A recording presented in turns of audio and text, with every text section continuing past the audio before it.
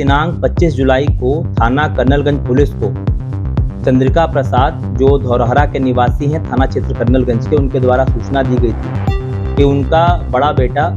अर्जुन राजपूत, जो फूलों की खेती का व्यवसाय करता है, वो 24 जुलाई की शाम को बाजार में जाने की बात कह के निकला था और घर वापस नहीं आया। जब उसको तलाश किया गया और वो नहीं मिला तो थाने पर उन लोगों द्वारा सूचना दी गई, जिस पर थाना कर्नलगंज पे इस प्रकरण के संबंध में गुमशुदगी दर्ज की गई और पुलिस द्वारा उनकी तलाश की जाने लगी। इसी बीच कुछ समय उपरांत जो गायब व्यक्ति थे अर्जुन राजपूत, उनके फ़ोन से परिजनों के फ़ोन पर एक कॉल आई, जिस पर अज्ञात व्यक्ति द्वारा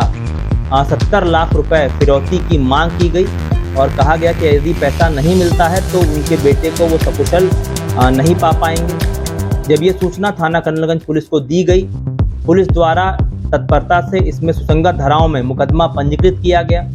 इस घटना को अत्यंत गंभीरता से लेते हुए मेरे द्वारा अपर पुलिस अधीक्षक पश्चिमी के नेतृत्व में कुल 4 टीमों का गठन किया गया। एसओजी और सर्विलांस टीम को भी इसमें सहयोग हेतु लगाया गया। इसी बीच 1-2 कॉल और परिजनों के फोन पर एक अपरिचित व्यक्ति का अर्जुन राजपूत के ही फोन से आया, जिसमें पुनः पैसे की मांग की गई और बाकी जो 2 कॉल्स आई उसमें खुद उसके द्वारा रोते हुए घर पे ये बात बताई जा रही थी कि उसके साथ मारपीट कर रहे हैं।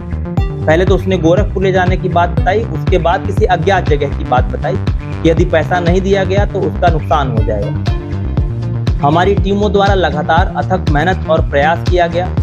तमाम सीसीटीवी फुटेजेस को खंगाला गया जो पूरे रास्ते के थे। अन्य टेक्निकल और मैनुअल साक्ष्य के आधार पर इस पूरे घटना का खुलासा करते हुए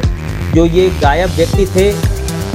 अर्जुन राजपूत, इनको सकुशल बरामद किया है हमारी टीम ने हरिद्वार के हरके पहाड़ी से, और इनको फिर वापस गोंडा लेकर आए हैं, जहां पर इनका आज सुबह मेडिकल कराया गया है। ये पूर्ण रूप से स्वस्थ हैं, कुशल हैं और इनके साथ किसी भी प्रकार की कोई घटना या मारपीट नहीं हुई है। इनसे जब इस घटना के संबंध में पूरी पूछताछ विस्तृत की गई तो इनके द्वारा बताया गया कि ये फूलों की खेती का व्यवसाय करते हैं और पिछले कुछ सालों में इन्होंने कई लोगों से लाखों का कर्ज ले रखा था। करीब 32 लाख रुपए का इनके ऊपर कर्जा था। उससे ये लगातार तनाव में रहते थे और खेती में भी नुकसान हुआ था। तो इनके द्वारा इस तनाव के समय ये षड्यंत्र रचा गया दिमाग में कि अपने आप को ये अपहरत दिखाते हुए अपने पिता से यदि कुछ पैसा प्राप्त कर लें तो ये कर्जा भी चुका लेंगे और आगे जो खेती में कुछ इन्वेस्ट करना होगा तो वो भी कर देंगे। इस प्रकार योजनाबद्ध तरीके से शाम को 24 जुलाई की ये घर से निकले और फ़ोन उन्होंने स्विच ऑफ किया। कुछ घंटों बाद अपनी ही आवाज़ बदल कर इन्होंने परिजनों को फ़ोन कर गुमराह करने का प्रयास किया गया